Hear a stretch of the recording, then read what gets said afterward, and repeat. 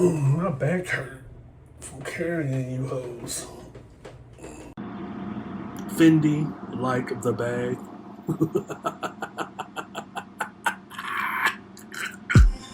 This is the I Refuse podcast.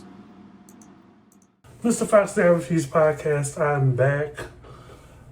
Couldn't wait 7 days to come back on this thing and share my thoughts and my feelings on Anne Heche's transition. Not going to be a special on the video that was circulating around social media. What it seems to be aerial footage of her body being in the white coroner bag as she was being corded off to the back of the medic on a gurney, and how at some point she came out of the bag and you could see the burns on her body. And, you know, there was a whole lot of conversation that people had, a whole lot to say about that particular moment, given the fact, you know, after it was, you know, circulating that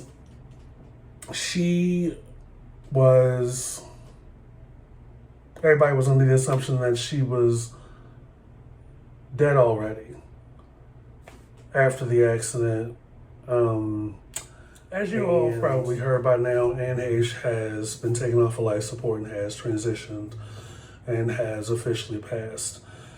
Around that time, you know, I think the family allegedly was keeping her on life support. Even though her heart was beating, there was no brain function. The goal was to keep her, I guess, on life support, allegedly, until they were able to find matches for all of her organs. Upon which, once they were able to do that, they took her off for life support and she peacefully passed away.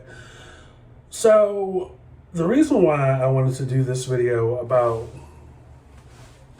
Anne Heche was to really make several points, one of which how ignorant we've become as a society as to not only women, but to the human condition, and how we've gotten to this point in society where we're so reactive.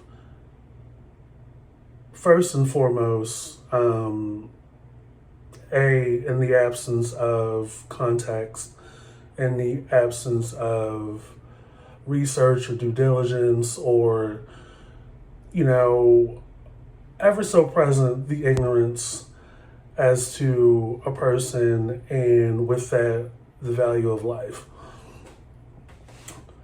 You know, the last 24 hours or so, maybe I will even say the last 2 or 3 days, you know, people out here had so much to say, and with that, just so much disrespect for Anne Heche and her life and her value as a person.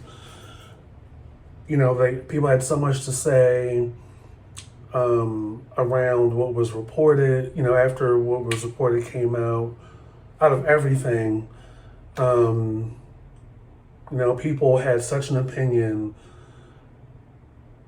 just so much to say based off of the report that she allegedly had cocaine in her system, and that she ran smack dab into somebody's residence, caused a fire, did so much damage, and all this other stuff. Yes, very much reckless, right? Very much reckless, very much irresponsible, very much unfortunate. Now, that's this little window here. take a couple steps back. Come on, take a couple steps back with me. Anne Heche, in the totality of her roughly 50 years on this earth, suffered a great deal, and this is coming from somebody that's done their research well and above and beyond, aware of her body of work, aware of her diversity in her performances, her talent, and her acting ability. We speak so much about the it factor and star quality and things of that nature. Doing my research and reading into Anne Heche's life, Anne Heche, at some point in her early years in family life, was, by her own account, the victim of sexual assault and abuse that she claimed was at the hands of her mother's spouse at that time when Anne Heche was growing up. It's a little gray as to whether it was her biological father or a man that her mother was with at the time. And the unfortunate thing, which is not uncommon between daughters and mothers, is that when Anne Heche started to speak about it, her mother allegedly did not believe it to be true. What it was when Anne Heche was a baby,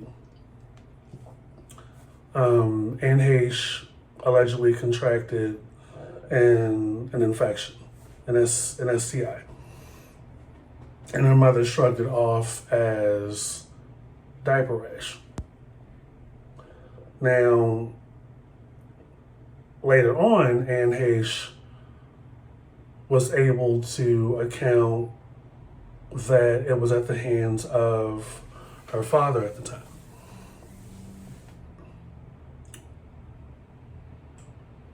I believe Anne Heche did a book. Anne Heche told her story. Her mother was upset with her.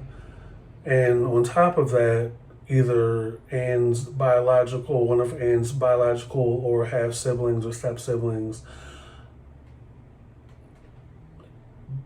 made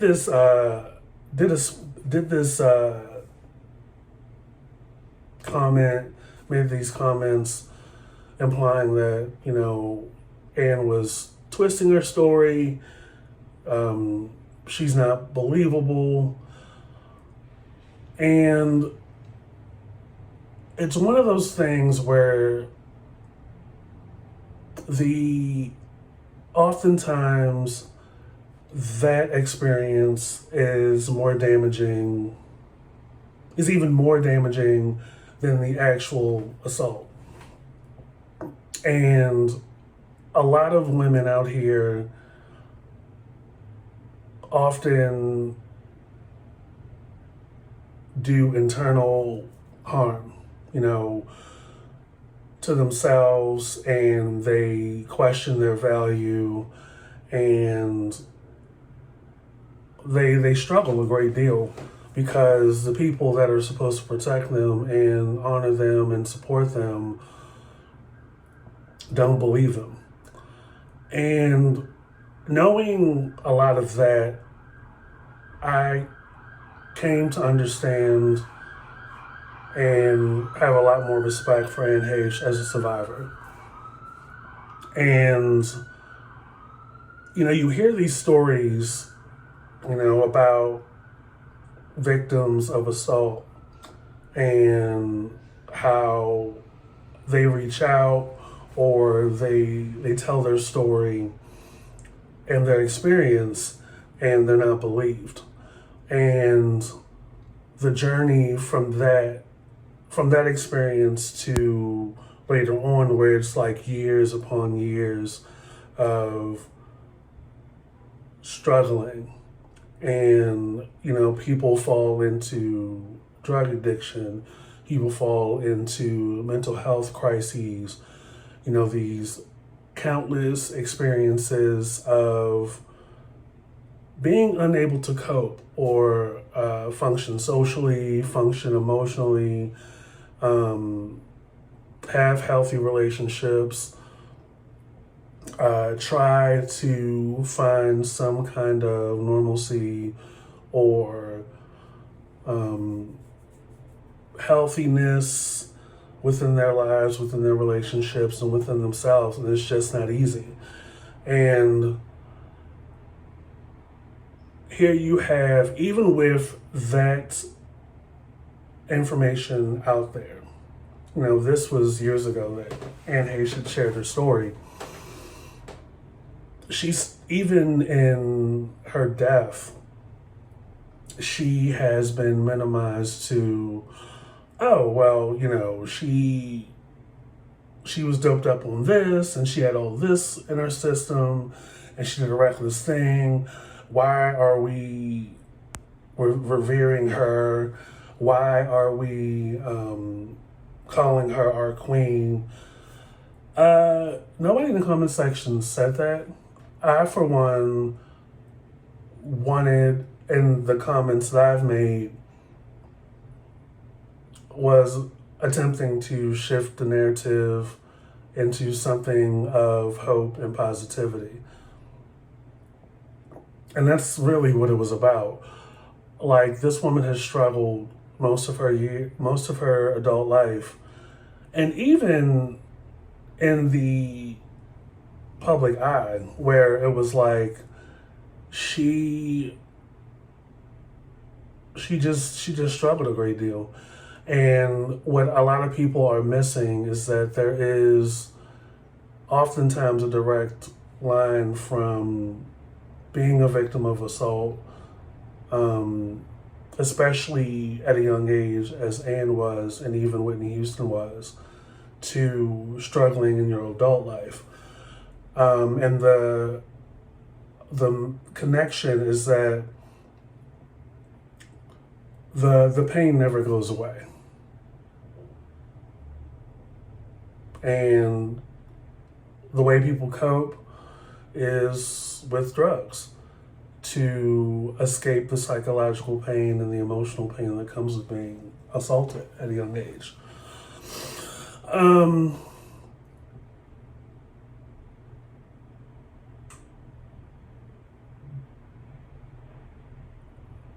Unfortunately, in this microwave culture where we want everything fast, we don't even read the whole story, we don't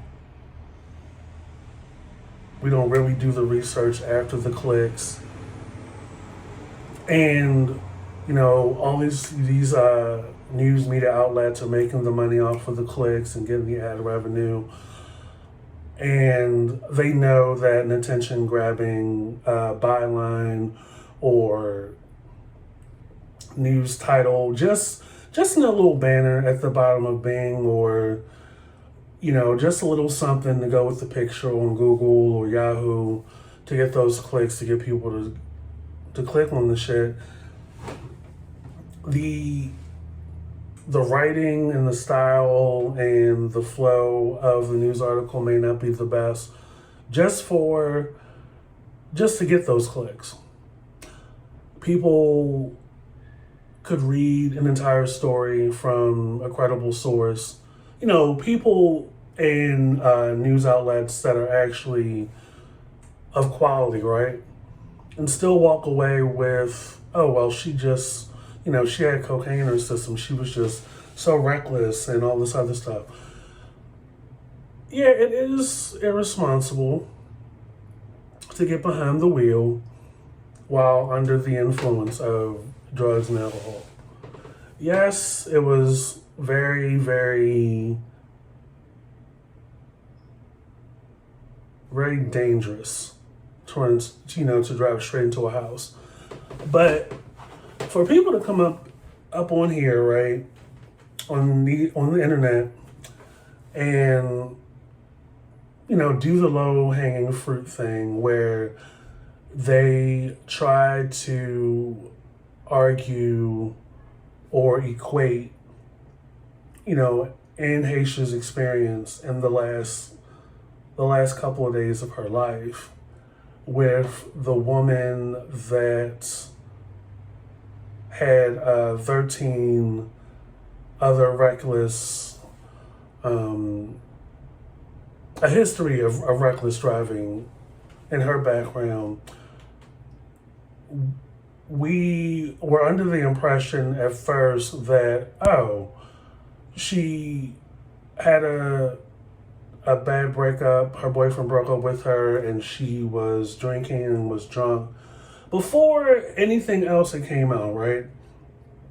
All we had on day one of the story was this short, 10-15 second video of a car speeding. She was going hella fast. Speeding in the frame into, through the intersection, plowing through cars, flames and smoke. Didn't really have a whole lot to go off of on that, beyond what the number of people that were killed. That started to gain legs. That part started to gain legs. But we really didn't have a whole lot as far as this woman's background up until that point, other than what we were being told by others in the comment section. There's so many internet journalists and internet activists and all this other stuff, right? But they were trying to, apples and oranges, just trying to marry the two. And it's like, a counter argument to one traumatic trial in the totality of Anne Heche's life, because earlier I did give you guys some context, is not to try to bring this, a grossly imbalanced situation or example over here and try to marry the two.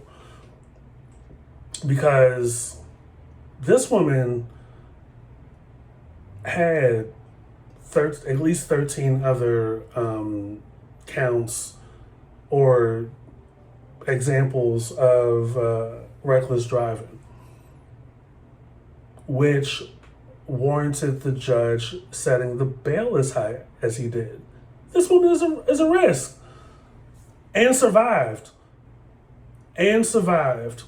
while taking out 7 other people. Anne Heche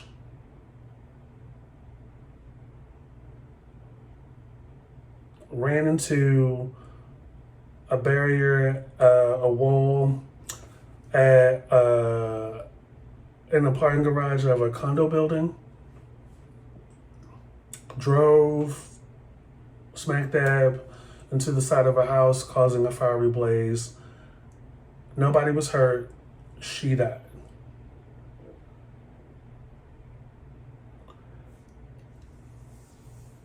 Where it starts and stops is that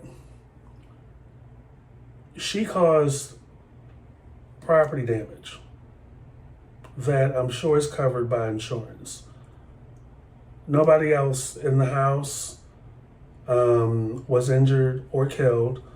The people that actually were renting the house even sent condolences and sent well wishes to Anne Heche's family and Anne Heche's kids. It's both are unfortunate. Yes, definitely. Both are unfortunate, but the nuance is that reckless and alive. This woman over here gets another chance at life to breathe after 13 other instances of reckless driving. Like 13, that's a lot. And then on top of that, you had every opportunity to reflect and change. And or even just reflect and get some sort of therapy and some, like, you're just out here causing 13 other reckless accidents. Now, as far as like specifics as to casualties, those other previous instances remains to be seen. But in this one in particular, you took out 7 people, including an unborn baby and a baby in the back seat, and you survived. Like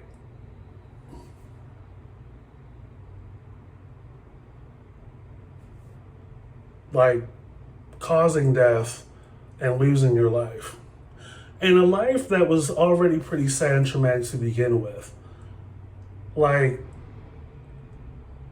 it apples and oranges, but yet and still, people trying to equate apples and oranges. You know what I mean? Like Anne Heche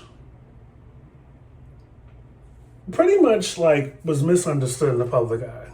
I remember as early as when I was like in my teens, right?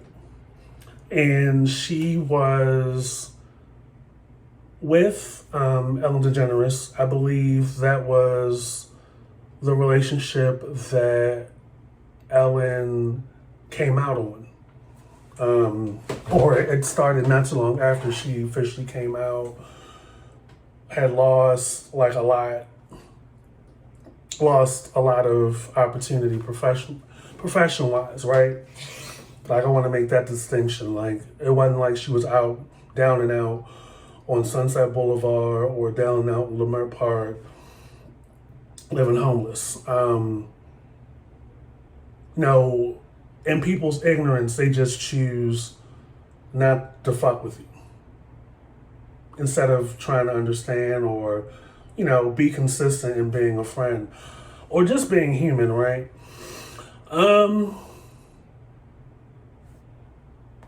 That was, I believe, Ellen's first public relationship. Didn't last that long. Anne Heche started to date men. I don't know, again, or the first time or whatever. But new to me, went off to date men and exclusively date men, I believe, publicly. And in my ignorant mind, I thought, okay, was being gay or being a lesbian like a vacation destination? Like, I felt some kind of way about that. And to some degree, I feel some kind of way to this day when people like use us in our community as a momentary change or something to play with. I'll save that bigger discussion for a different video. But at that time I was like, okay, loved you in If These Walls Could Talk, the first movie. Still love that movie to this day. But I don't get it. I don't understand it. I wasn't out yet. I didn't come out until I was like 19, 20 years old. But, Anne Heche continued to work throughout that time and in a variety of roles. Some, the movie was good. Some movies were eh. She did continue to have like standout roles. But again, like public reception, public perception it was mixed. It was cool on Anne Heche. It was like, uh, unfortunately, sometimes the image is takes a front seat to the talent. Unfortunately, we as a society don't really look past that, as if anybody's personal business is our business. Um, but we tend to lack discernment and separating personal life from artistry and talent. Because we're lazy and low hanging fruit, right? So Anne Heche continues with her career. Things kind of died down for a little bit. Don't really pay that much attention to her. I know personally, I can't tell you, like, list right off rip 5 movies of hers that stand out, but she steadily worked. And unfortunately, like independent films, I believe she did like several of those throughout her career. Great performances, but they typically are not pushed out in the forefront. Therefore, they're not in the forefront of our minds, excuse me. But here you have a woman almost, no, was 53. Her birthday, I believe, is in May. 53 years old, has been acting roughly 30 years or more.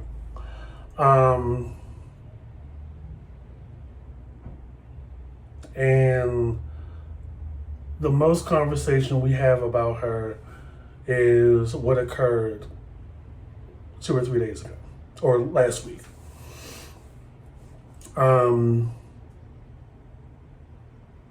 And we totalize her life down to those moments and judge her harshly. And, it could be the order upon which we got information.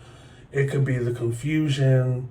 A lot of us were under the impression that she was already dead in the car after she hit the house and the fire and all that other stuff. And because we saw what looked to be a body bag, that just confirms it. Not realizing that she was burned over the majority of her body, front and back, side to side, and she was in the bag to protect the burns from the gurney or wherever they lay her, and possibly to protect her from the sun as best they can. So there's that. B, even in some of the stories, it was said that although she was in a burning car, and even though she was trying to, I believe, free herself from the car, did anybody not think to incorporate, shock? Like shock from the impact, shock from being burned alive, shock from hitting a house head on, shock from all of that. The adrenaline, blah, blah, blah, blah. That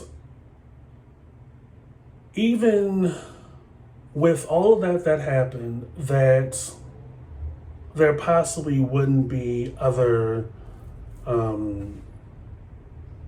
after effects from hitting something solid at that high rate of speed. Because I'm sure at that point we all saw the doorbell or house footage of her car, like literally down the street from the house she hit, and heard the crash, like how fast she was going, and heard the crash. Didn't think, wow, there's going to be a lot that comes from that done to her body, which the effects of that impact and the effects of that crash, she had aside from sustaining internal injuries, a major pulmonary incident that required the hospital to intubate her.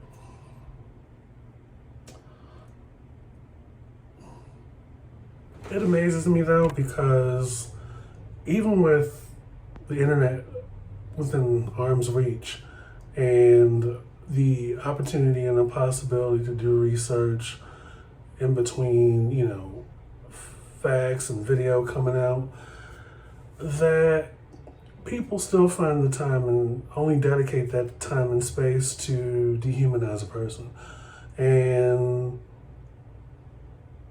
finalize judgment on a person and go miles and miles off of an inch of information. So what? She had, or allegedly had, drugs in her system. Ain't nobody out here putting y'all out on blast every time y'all do it socially. And on social media, might I add. Like, I oftentimes wonder when we have these situations where the judgment is more than the amount of information that you have, when we go far and above and beyond any kind of moral, ethical, or spiritual, or emotional sensitivity towards human life and the human condition, it makes me wonder, like, what's going on? Are y'all down real bad to where we have reached a new level of narcissism? It's a question.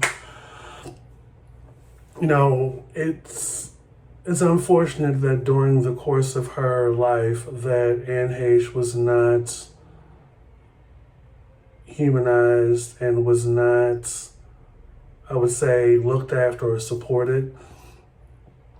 It's a common theme through society how we treat people with mental health issues, or, whether it's to automatically disown them or ostracize them because we don't have the capacity to understand or try to figure out what's going on, or we act like it just came out of nowhere, like there's nothing else before that could warrant such a struggle.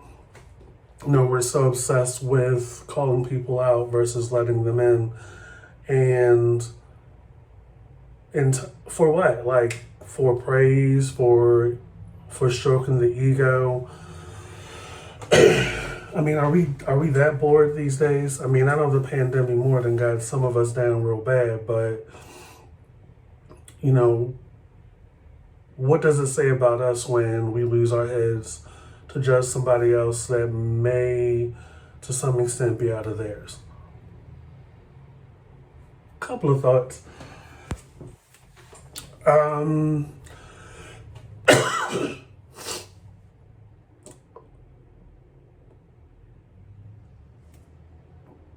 I don't think anybody really can. I don't think anybody has. Most of the folks that are commenting, making these paragraphs off of 2 seconds of footage, or the people that are foaming at the mouth to have some kind of counter argument that soothes their ego,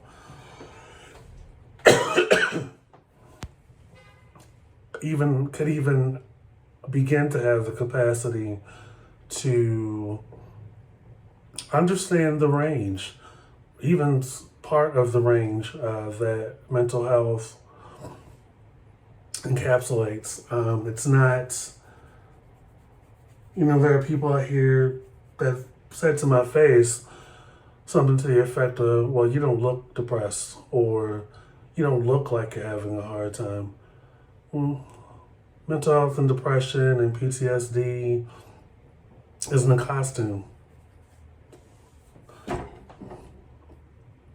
We're just so in our self bubble, just focused on ourselves and being in our own world to even think about somebody else.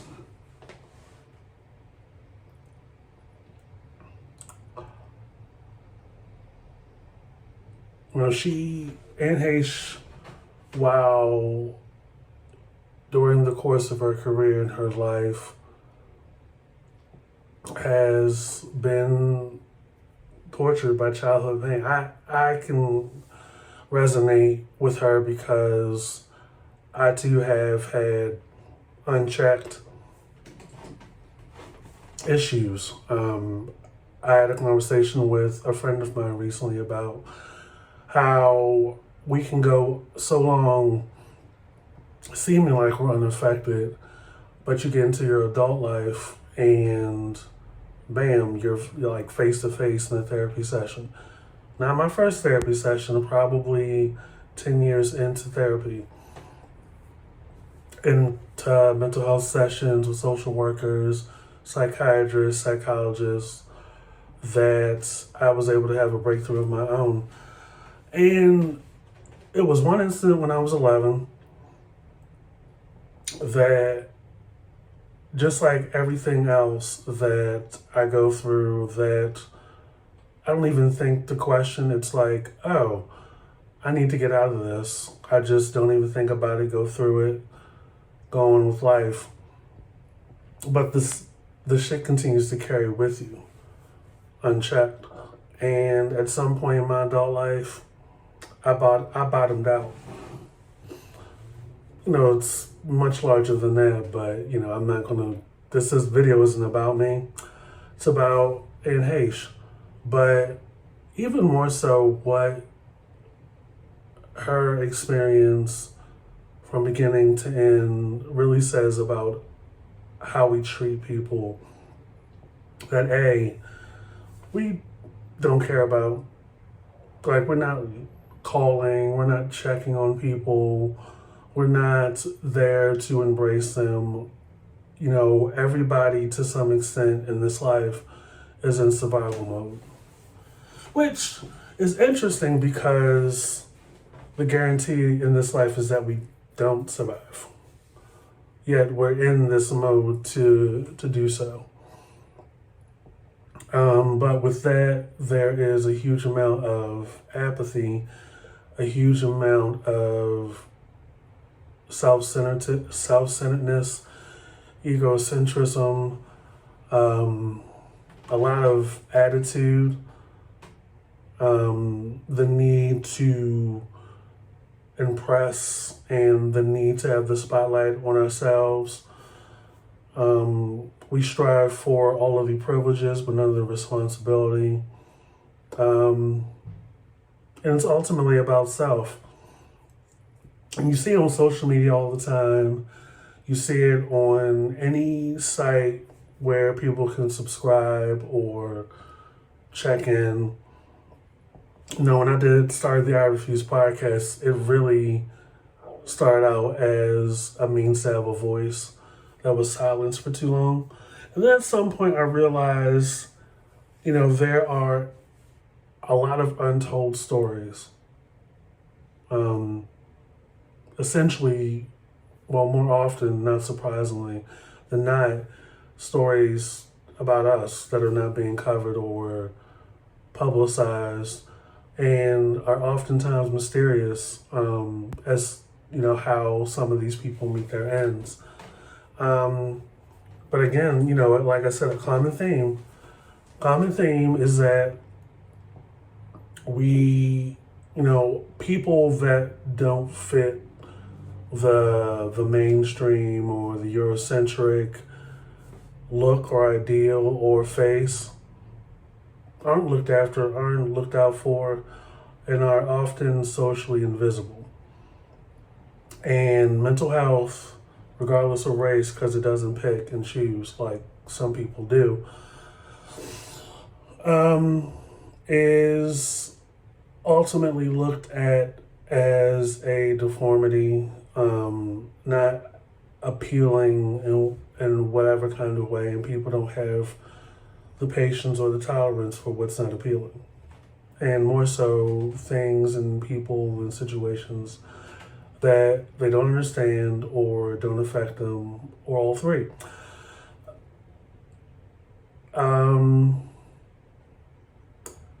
I would think, Anne Heche's death will somehow, still hopeful, optimistic me, open the door and open the floor to more conversations regarding women and mental health, and more so assault on children that rears its ugly head as mental health struggles in adults when they grow up.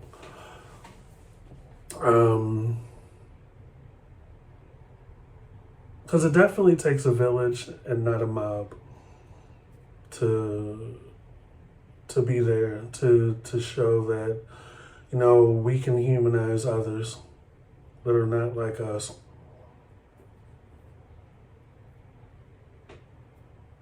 This is the Have a Fuse podcast. This is Mr. Fox.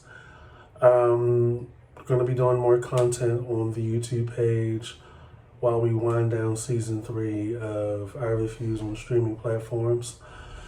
I'm going to take a break probably for a few weeks and then come back after my birthday. And then, just take it easy. It's so fucking muggy outside. Be sure to follow, subscribe wherever you see the I Refuse podcast. We are everywhere. We even have a blog. Did you know that? We're on WordPress. Also on Twitter, I Refuse Podcast, one word.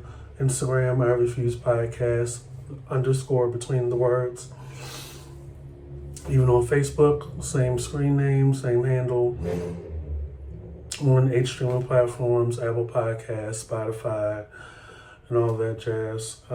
Stay cool, stay hydrated, and take care of yourself. Peace.